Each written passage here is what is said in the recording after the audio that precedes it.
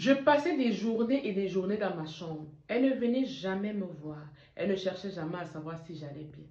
Ce n'était pas son problème.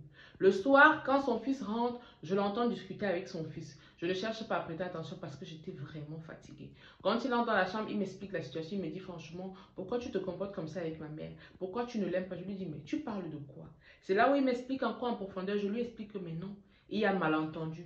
J'essaie donc de lui expliquer les choses. Mais comme toujours, il prend le parti de sa mère. Ça reste sa mère. Et il me dit, tu sais, j'ai encore fait le même rêve. Dans ce rêve-là, je devais me séparer de toi et me séparer de ma mère, pardon.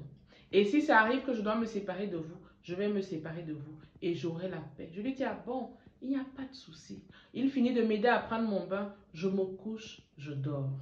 Le temps s'en va. La vie continue. Elle et moi, on est toujours dans les tensions. Elle me crée des situations avec son fils. Je ne comprends pas. Et voilà qu'un jour, les problèmes entre elle et moi éclatent. Mais cette fois-ci, je les avais évités. J'ai laissé que le temps s'apaise et que les colères baissent. Je suis allée la voir, je lui ai demandé, maman, dis-moi, est-ce que toi et moi, on a un problème? Pourquoi depuis que tu vis avec nous ici, tu te comportes de cette façon? Tu te comportes avec moi comme si je n'étais pas ton enfant. Pourtant, je suis aussi un enfant. Pourquoi tu te comportes comme ça avec moi? Elle me dit, tu sais, si une femme épouse mon fils, elle devra faire avec. Si tu choisis mon fils, alors tu dois accepter la famille, tout simplement. On se met à discuter un peu et puis je laisse tomber. Ok, on fait la paix. Je pars me coucher le lendemain. Quand je me lève, je vois qu'elle est en train de faire des échines de porc. Je vous dis, la lamelle d'échine était comme ça. Je lui dis, ah maman, comme tu es en train de faire les échines là, moi je vais manger pour moi. Moi je vais manger pour moi sans le complément. Hein. Donc, fais pour toi avec le complément. Pour moi, je vais manger sans le complément. Pour moi, je savais qu'on était en paix. On n'avait aucun problème. Est-ce que vous entendez? Elle a fini de faire à manger, elle a déposé la nourriture. Je suis venue me servir. J'ai fini de manger, je suis allée me coucher. Est-ce que vous écoutez? À un moment, je me suis réveillée pour aller faire pipi. Je constate que, en fait, elle n'a pas mangé sa nourriture, s'est posée là. Je me suis dit, bon, peut-être qu'elle est fatiguée, elle va venir manger après. Je suis allée me coucher, j'ai dormi. Le soir, vers une certaine heure, son fils est rentré. Il est rentré, je regarde l'heure, il est 20 h. 21 h, 22 h, parce que normalement, il est censé me donner le bain. Il entre dans la chambre vers 23 h. Je lui dis, mais, ah, depuis là, tu étais là-bas au salon, c'est comment, est-ce que ça va? Il ne répond pas. Il a la mine serrée. Je dis, mais, qu'est-ce qu'il y a? Est-ce qu'il y a un problème? Bon, tu es rentré, il faut que je prenne le bain. Depuis, je t'attendais pour prendre le bain. Il me dit, je ne peux pas te faire le bain parce que tu es une mauvaise femme. Tu es très méchante. Tu te comportes mal avec ma mère. Je dis, pardon, qu'est-ce qu'il y a? Comment tu peux laisser ma mère affamée? Je lui demande, mais affamée? Comment? Oui, elle a fini de faire à manger, elle a fait à manger pour elle, tu as mangé toute sa nourriture. Au final, elle est restée toute la journée sans manger. Je lui dis, oh, mais comment? Comment ça? Il me dit, mais je te dis, c'est ce qu'elle m'a dit. Tu n'es pas gentille, tu es une mauvaise femme. Et tout, je regrette même. C'est quoi ces manières? Je t'ai dit, je vais me séparer de toi. Si ça continue comme ça. Voilà qu'on se met à discuter, on se prend la tête. Pour moi, c'était la goutte d'eau qui débordait le vase. J'ai essayé de lui expliquer les choses. Et en lui expliquant les choses, voilà sa soeur qui appelle. Allô, je tiens à te dire que dis à cette grande dame-là que où elle est là, elle et moi on ne se dira plus jamais bonjour. D'abord que je ne l'ai jamais aimée et sache que moi je ne mettrai plus jamais mes pieds chez toi. Tant que cette femme est chez toi, cette grande dame, avec toute sa grandeur, nous on ne vient plus chez elle, comme elle a décidé que notre mère ne doit plus manger. Est-ce que vous voyez comment la situation s'est transformée? Je tiens à te dire, si tu décides d'épouser cette fille, sache que tu vas souffrir dans ton mariage parce que cette fille, ça ne vaut pas la peine. Si elle ne peut pas aimer ta mère, ça ne sert à rien. Cette femme avait tout fait pour retourner la situation contre moi. Je ne savais pas que j'avais des problèmes avec elle. Je me suis retrouvée dans les problèmes. Les appels toute la nuit. Et puis le matin, quand il se lève, il me dit, tu sais, sache que toi et moi, c'est fini entre nous. Je préfère choisir ma mère comme je t'avais dit la dernière fois. Une petite anecdote. Une fois, on devait aller à l'église. Il y avait une cérémonie dans leur église. Vu que c'est mon compagnon, j'accepte son église. On arrive à l'église, sa mère déclare, ma fille, tu sais, vous les catholiques là, sachez que vous allez aller en enfer, hein, parce que l'enfer vous appartient. Donc où tu es là, il faudra faire un effort de bien t'intégrer dans notre église. Et même tes parents iront en enfer. Comment vous faites pour déclarer des choses comme ça sur les enfants des gens et les parents des gens? Pour elle, parce que j'étais catholique, bah, automatiquement, je devais aller en enfer. Vous savez à quel point les gens des églises réveillées aiment tirer sur les catholiques. Au moins, cette partie-là, son fils lui avait dit, mais maman, si tu voudrais qu'elle entre à l'église, est-ce que tu as besoin de lui dire des choses pareilles? Tu ne vois pas que c'est blessant? Pour une fois, il a quand même essayé de faire quelque chose. Moi, voilà, je me retrouve. Je suis en pleine convalescence. J'ai encore le ventre ouvert. Je dois partir de chez lui. Il me demande de partir de chez lui et de ne plus jamais revenir parce qu'il choisit sa famille et sa mère. Je lui dis, mais attends, pourquoi tu me fais ça? Qu'est-ce que je t'ai fait? Toi et moi, on a décidé de faire quelque chose. Je suis allée ouvrir mon ventre. Mes myomes ne me dérangeaient pas. Je n'avais pas de problème avec. Je suis allée ouvrir mon ventre pour qu'on puisse avoir un enfant. Et maintenant, c'est là. Je n'ai même pas encore fini ma convalescence. Je ne suis qu'à 1 mois et demi. Tu décides que je dois partir de chez toi. Pour quelle raison? Tu ne cherches même pas à connaître si ce que ta mère dit est vrai. Mais tu décides qu'il faut que je parte de chez toi parce que oui, ta mère. Me voilà dans les problèmes. À côté de ça, j'avais une amie. Sa mère était propriétaire de plusieurs appartements. Je appelle l'amie en question. Je lui explique ma situation. Elle me dit, oh ma chérie, il n'y a pas de problème. Il faut venir, il y a les logements. On va te loger, ce n'est pas un souci. J'ai dit, ah d'accord. Je lui dis, ok, comme il en est ainsi, laisse-moi le temps de déménager comme je peux.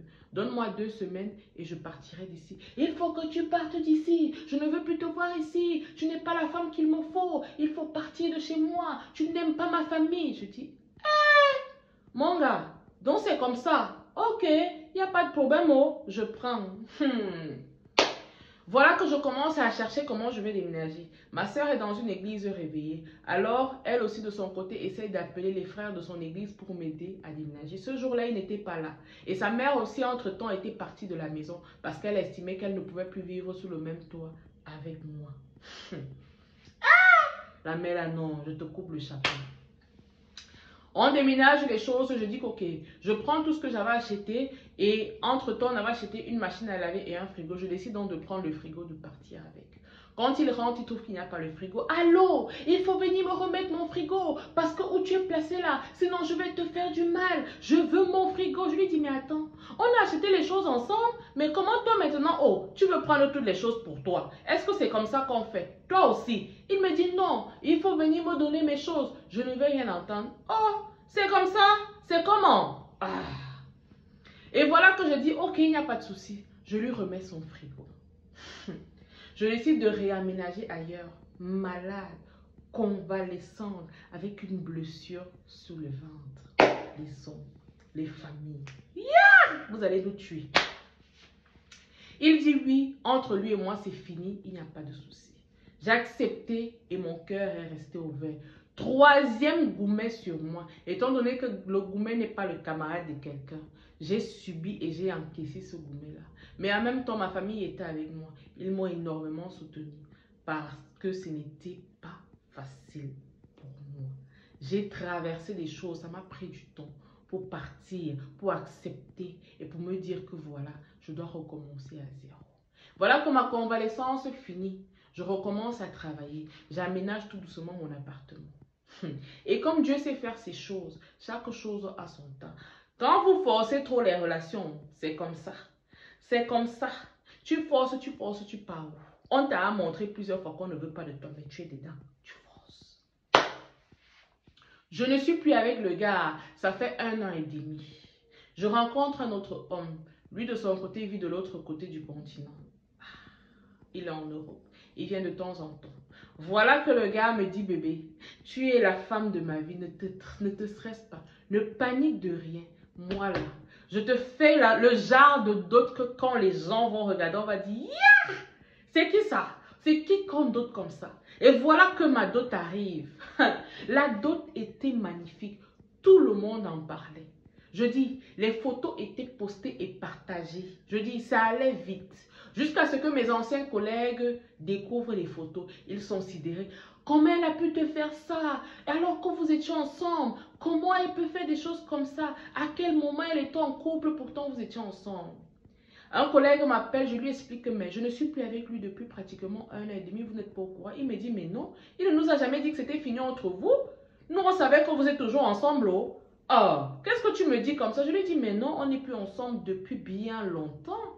Donc, il n'avait dit à personne que lui et moi, on était séparés. Lorsqu'il rencontrait nos amis en commun, il disait à nos amis qu'on était toujours ensemble. Quand on lui demandait, mais comment va être Vige? Il dit, ah, elle va bien, elle est là-bas à la maison, ça va, tout va bien. Vous voyez, non? Vous voyez? Pourquoi tu n'as pas dit aux gens qu'on n'était plus ensemble? Vu que ce n'était pas une bonne fille. Ah, c'est bien fait pour ta poire. Je reste tranquille, je dis aux collègues qu'en tout cas, je suis désormais la femme de quelqu'un d'autre. Merci de me libérer mon espace. Lui, de son côté, essaie de voir mes amis autour de moi. Il n'a pas le courage de venir me demander pardon directement. Il passe par des petits raccourcis. Je les vois, mais je fais comme si je ne vois pas. Il n'a pas le courage de me demander pardon. La faute à qui, s'il vous plaît? La faute à qui? En tout cas, ce n'est pas de ma faute en tout cas. Je suis désormais dans une relation stable, c'est vrai. L'homme en question est de l'autre côté et moi de l'autre côté, mais ce n'est pas grave. Je continue de chercher mon enfant dans l'espoir d'avoir un enfant un jour. Ça ne m'a pas empêché de recommencer à zéro et d'être heureuse avec un autre homme. Je tiens à dire ceci. Le mariage que vous voyez là, parfois ça vous tombe sur la tête comme une surprise. C'est parfois où tu ne t'attends pas que ça arrive. Arrêtez de forcer les relations lorsque vous voyez qu'on vous sert à table un genre de comportement. Prenez la route. Ce n'est pas grave. Vous ne devez pas le mariage à quelqu'un. Vous ne devez pas la vie de couple à quelqu'un. C'est vrai, il y a des familles toxiques. Mais quand tu arrives dans une famille et qu'elle est véritablement toxique et qu'elle te veut du mal, il faut partir. Ça ne sert à rien. Les gars, les chroniques sont terminées pour aujourd'hui. On se dit à très bientôt pour de nouvelles chroniques. On se fait la bise. Il est question ici de détendre les gros nerfs, papa. Abonne-toi, like, partage, aime. Commande. Bisous.